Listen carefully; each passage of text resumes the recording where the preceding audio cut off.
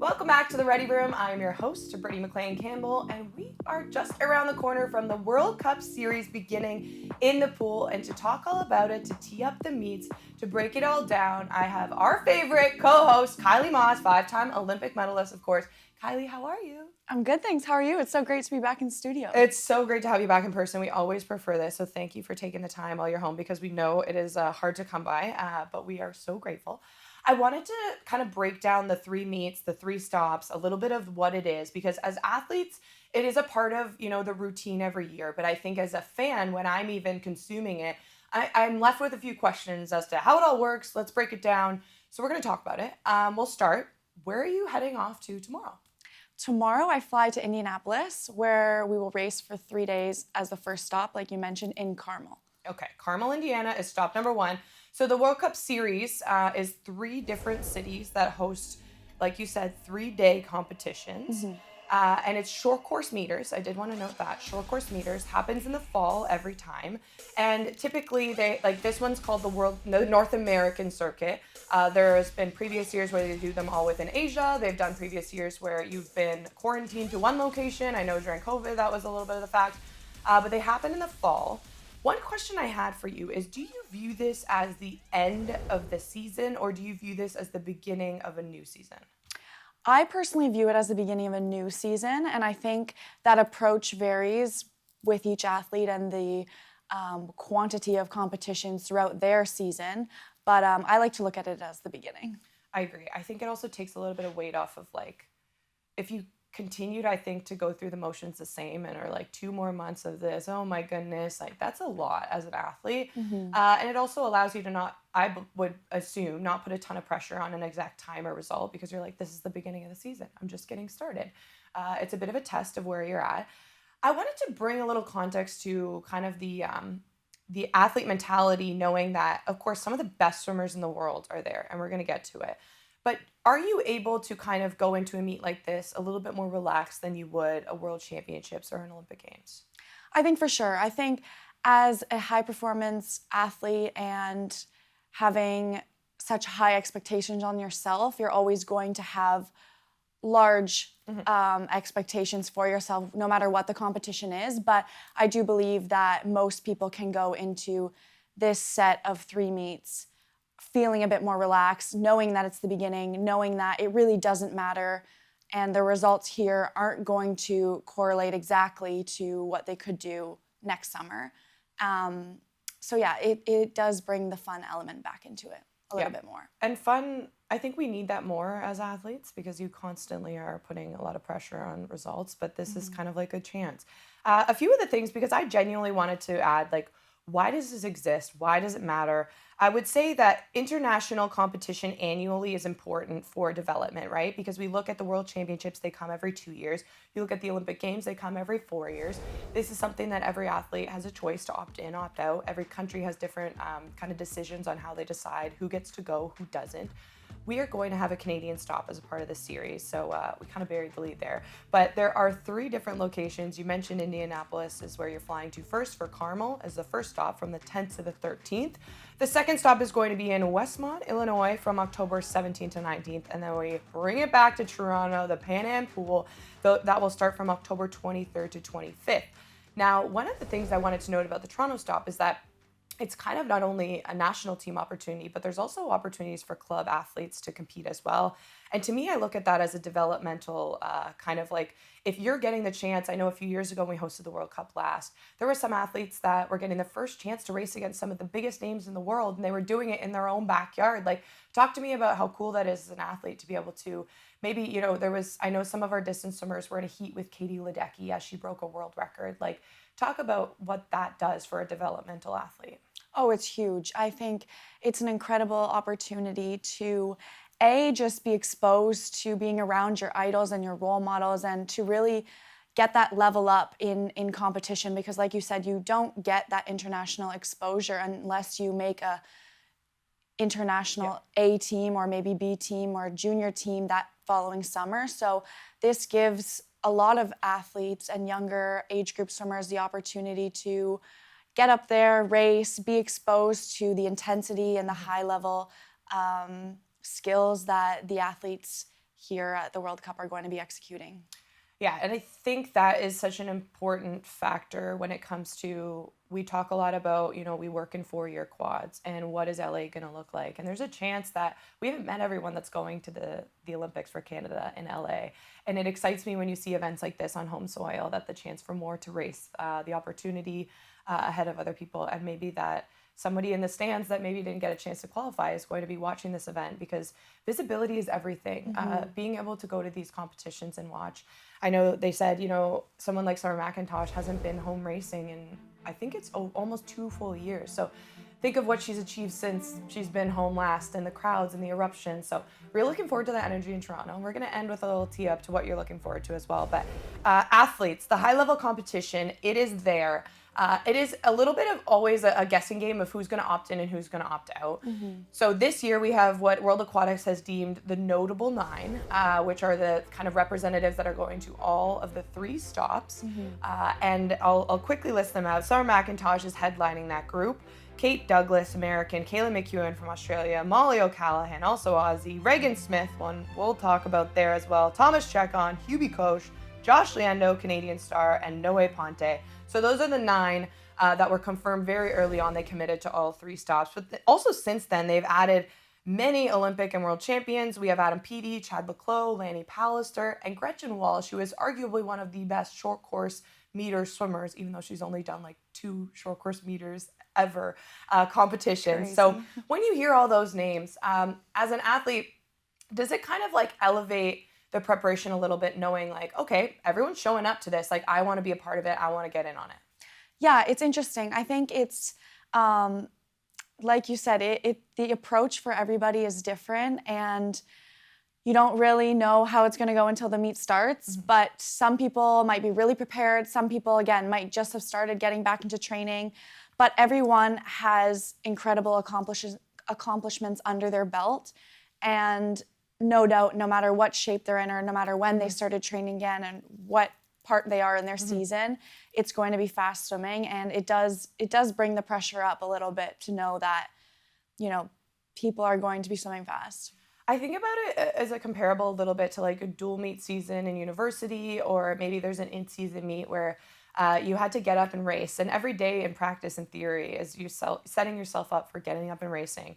And this is a really cool opportunity to add another layer of like intensity to it, because there'll be constant conversations over the next 3 weeks of like, oh, so-and-so just hopped back in the pool last week. So-and-so is only doing singles. When you go to an event like World Championships at the end of a season, everybody's at what they are considering their peak performance at the season, right? They're preparing to peak at that moment. But when it comes to here, like some people might be in the middle of peak training, others might have hopped in the water for the first time last week. Like, you don't know, but you get in and race. And that's the fun of it, and that's what it's all about. And it's kind of a lesson that you learn as a young athlete of like, when you have a lane, you hop in, you swim your best, and you get out and you move on. And that's what it's all about. Some other Canadian athletes, of course, yourself, which I'm very excited to watch you get the chance to race. Elia, I mentioned Summer and Josh, Mary's there, Oliver's there, Finley, Ruslan, Taylor Ruck, Sophie Angus, Ingrid Wilm. Some of the Americans are also coming, our athletes training in the U.S. are also coming from their NCAA programs. Josh will be one of them, Summer one of them, Lauren Wigington, Tristan Yankovic.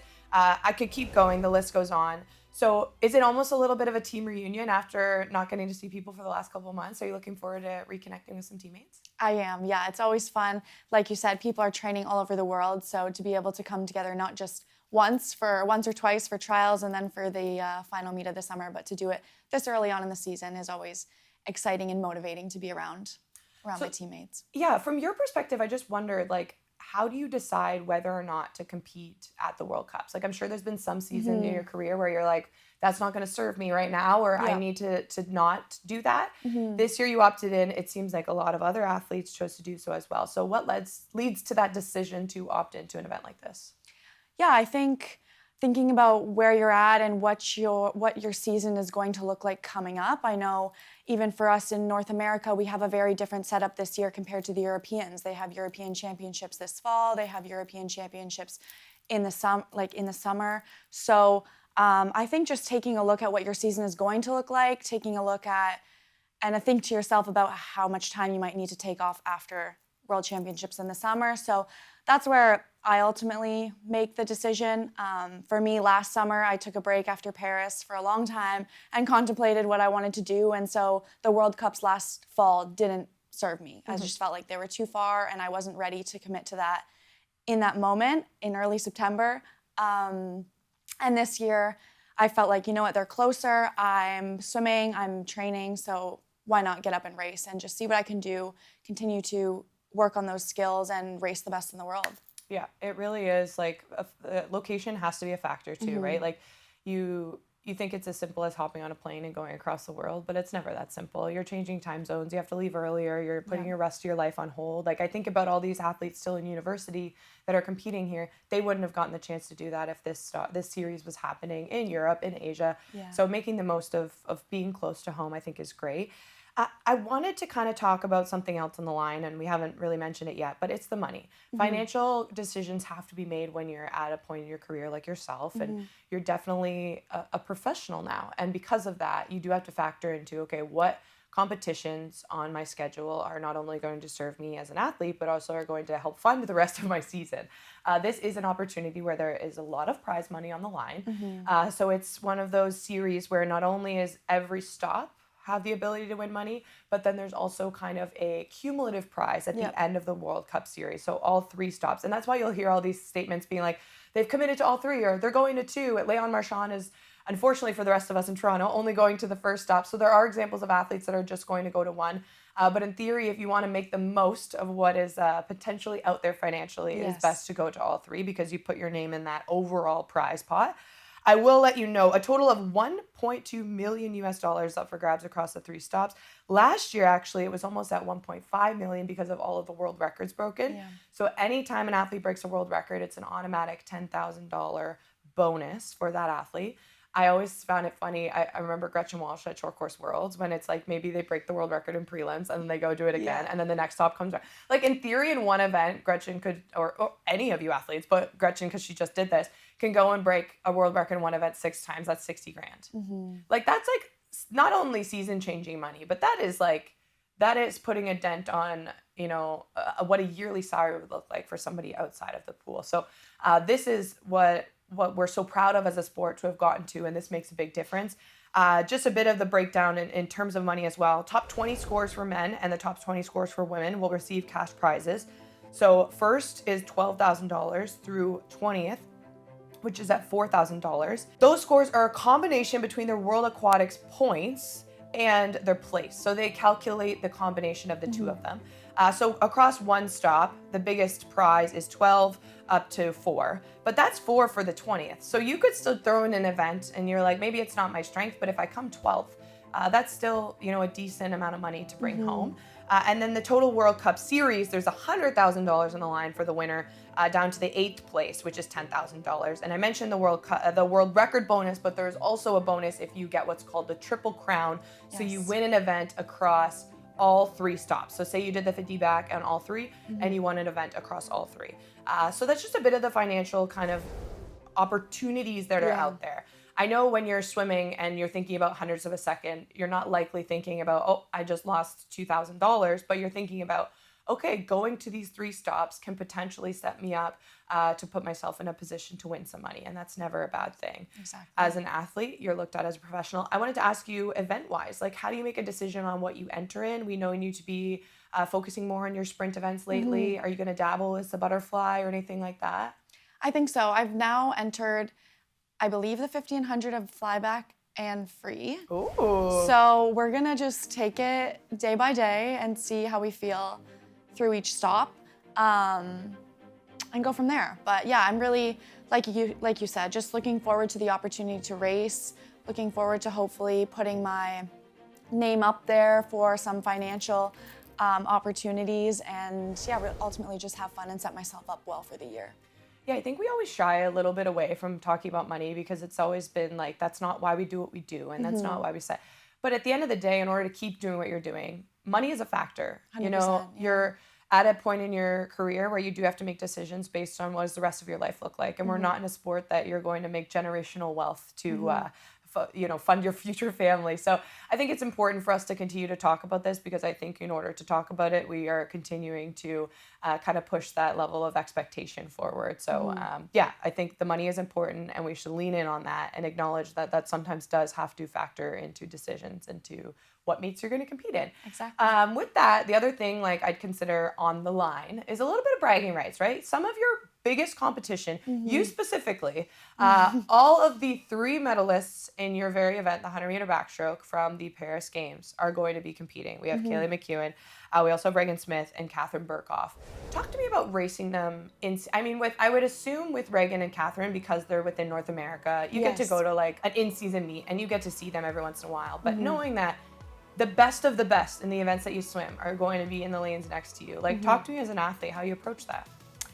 Yeah, I don't think my approach really changes, because I've been racing them for so many years now, and every single time I race them, I know I have to bring my A game, because they're always going to be fast. And with the short course pool, the skills are emphasized even more than in the long course pool. So all of them have incredible skills, and I'll definitely be watching them and learning and absorbing and just trying to put my best foot forward to compete against them. And you mentioned short course, which I think is so important. I always try to bring context into like, what's the major differences? You talk about skills, is great, but in your perspective, for anybody listening back home, like, what is the biggest difference for you for short course meters to long course meters? I think the biggest difference is that there's less swimming ultimately. Yeah. So for me, I'm better on top of the water and swimming, and my skills are behind my competitors. But for some people, it's the other way. Yeah. So that's why you often see, some people really excel in short course, but they don't really pop through in the long course season. And it really depends on where your strengths lie and where your weaknesses are. And No, I think that's really good context. And I think that is, we have some of the university students that will be competing here this year, whether they compete in the US, which is short course yards. It's a huge focus on walls, on turns, on power. But also the U Sports system in Canada also has the short course system as well. So they're similar, walls, turns, power, but you do see certain athletes really excel in it, and others, unfortunately, like you said, you're just better on top of the water.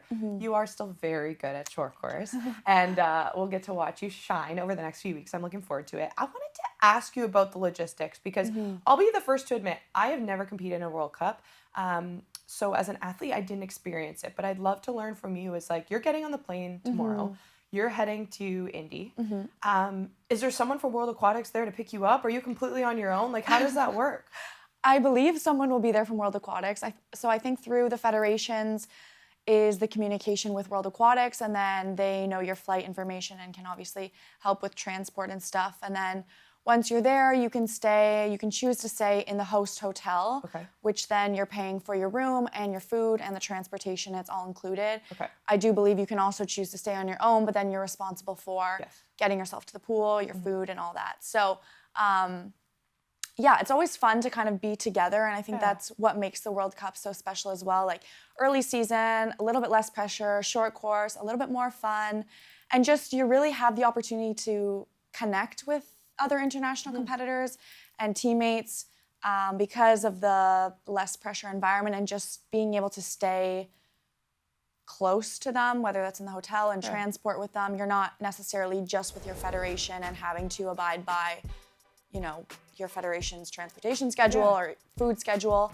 And so speaking on what you said too about the 3 stops, for some people, they choose not to commit to all 3 because it is a lot. It's essentially 3 weeks away.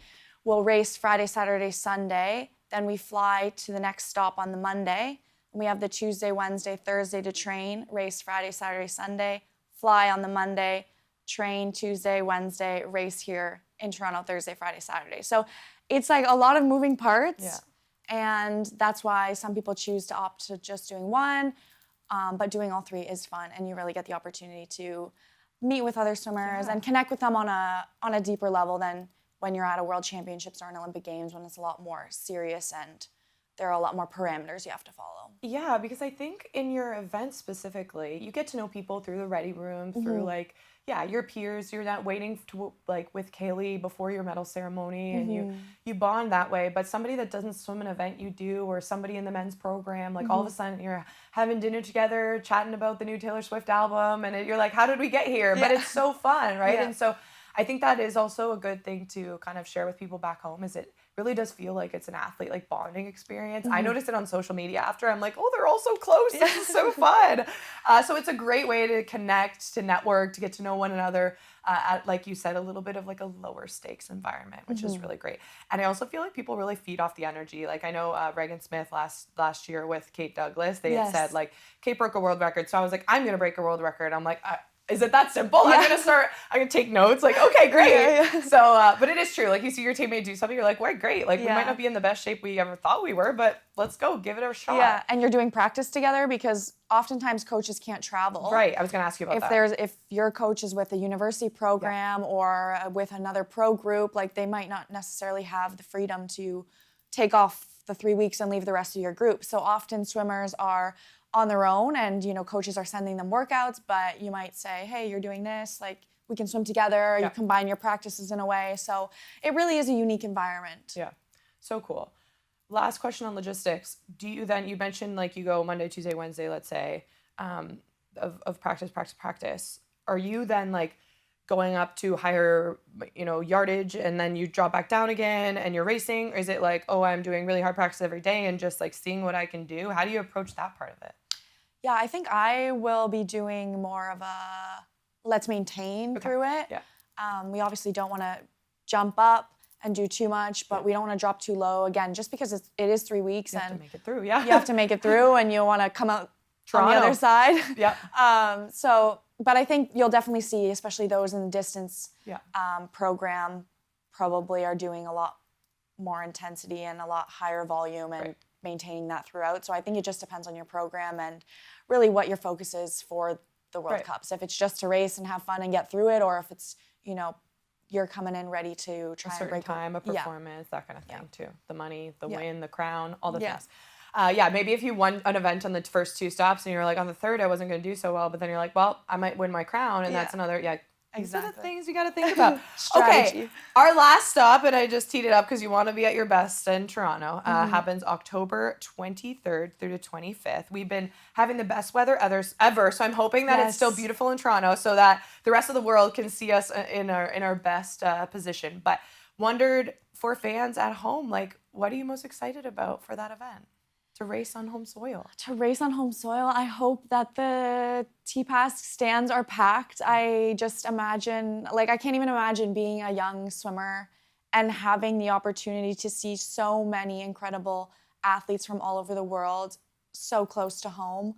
I would have driven up the 401 so fast to get to TPAS and have that opportunity. So I hope people really recognize that and if they can, try and support, whether that's in the stands, hopefully, but if it's on TV or if on CBC or, in any way that they can support the athletes, because I think, too, the athletes really, I know the athletes feed off of that energy, and especially in a setting like this where, again, it is a little bit less pressure, I think you'll definitely see a lot more athletes taking the opportunity to engage with fans and younger swimmers, because I know that all international swimmers were once a little kid dreaming, so... It's the chance to truly full circle. Yeah. You go to certain high performance meets and there just really isn't that time to give that extra maybe 10 minutes or 5 minutes, but this is an opportunity where it's going to exist. And even if it's a wave to the stands or an opportunity, athletes, anybody at home, kids, fans, parents, anybody, make the most of this, because like I said, not only the Canadians, but the best in the world are all gathering in Toronto in just a few weeks.